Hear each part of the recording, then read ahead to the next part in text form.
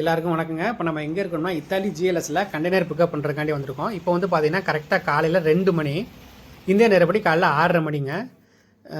குளிர் பார்த்தீங்கன்னா -4 டிகிரி இருந்துச்சு. அதனால் உள்ளே இருக்கிற ஒரு வெண்டிலேஷன் மிஷினில் காஃபி குடிக்கலான்ட்டு உள்ளே வந்தேன். நம்ம வந்து பைசா போட்டோம்னா நமக்கு என்ன மாதிரி காஃபி வேணுமோ, மொஜிட்டோ இல்லைன்னா நார்மல் காஃபி எது வேணாலும் நம்ம எடுத்துக்கலாம். கேப்பச்சினோ நான் வந்து மொஜிட்டோ போட்டிருந்தேன்.